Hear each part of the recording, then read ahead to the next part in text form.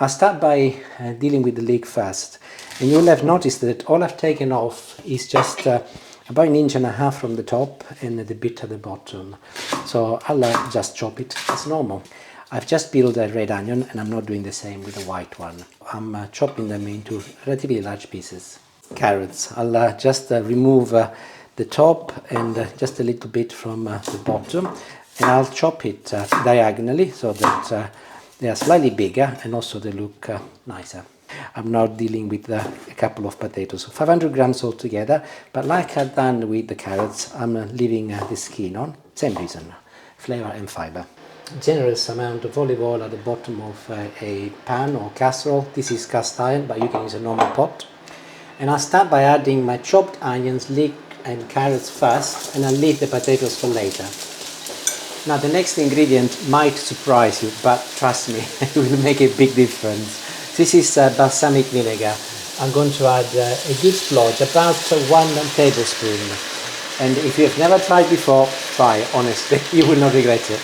I've left the balsamic vinegar to do its magic job for about a couple of minutes, and now is an excellent time to add the rest of my potatoes. So I'll mix it all together for about 4 or 5 minutes, and the smell already coming through is amazing. The balsamic vinegar combined with all of the vegetables is magic.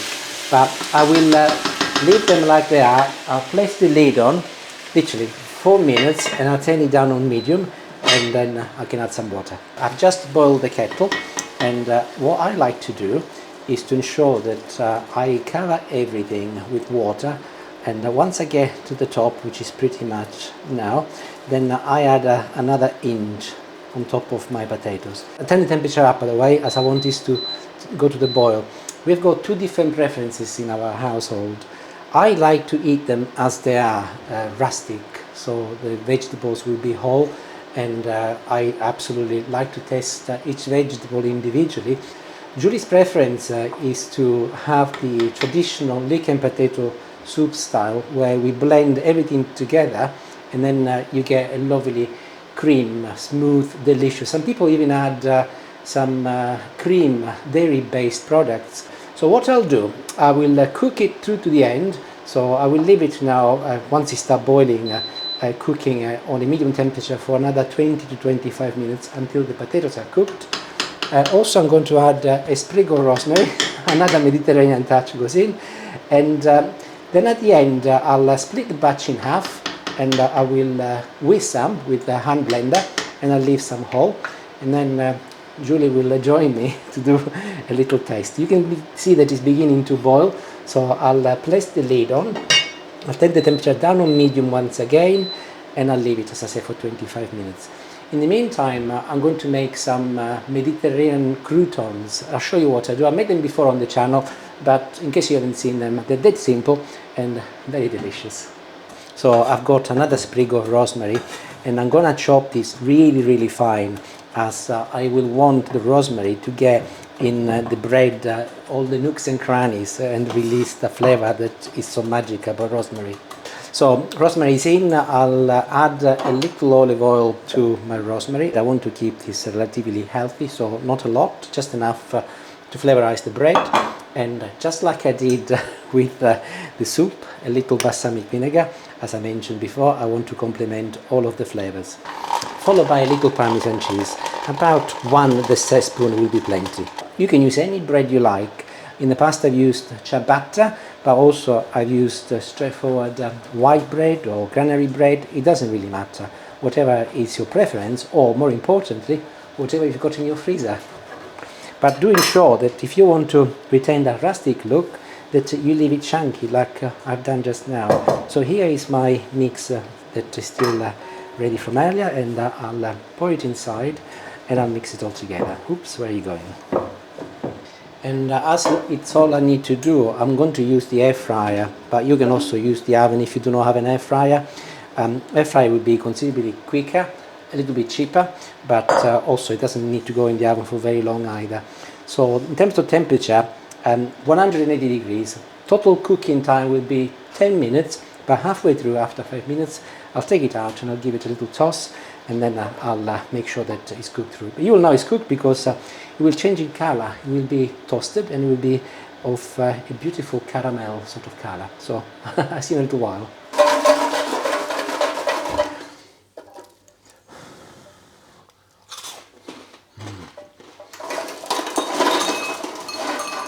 This must be one of the simplest recipes on the planet, by the way, and really, really healthy. So here it is.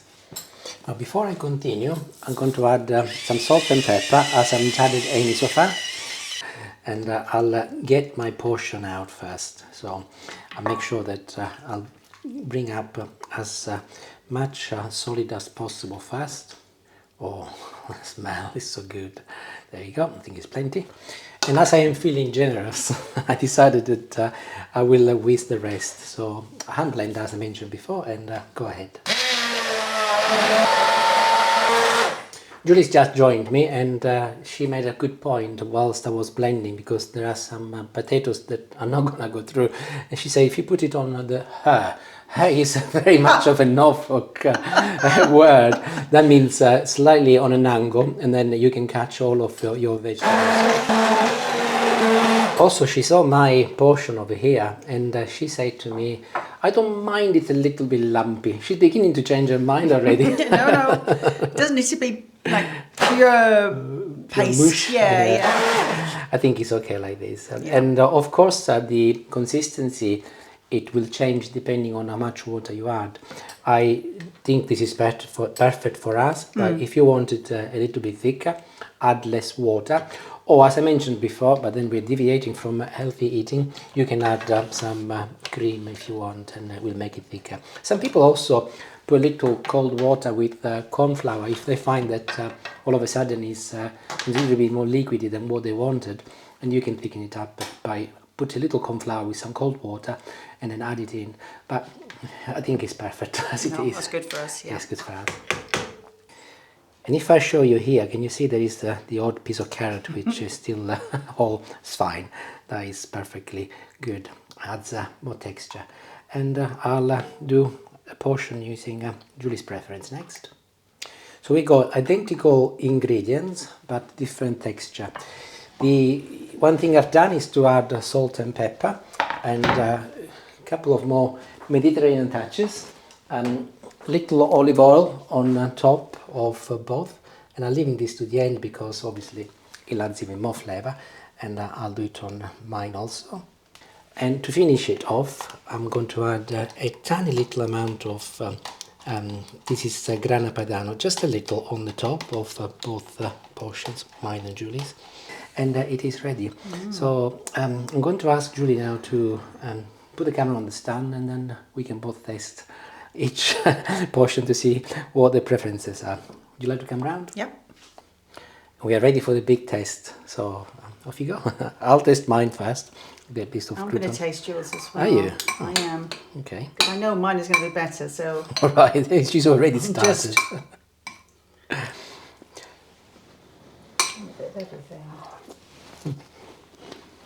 Is it hot? I'll keep quiet.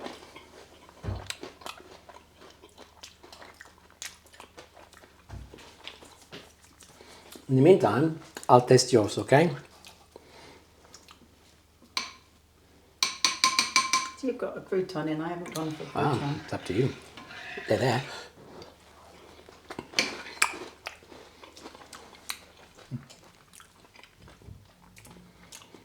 Okay, you speak first.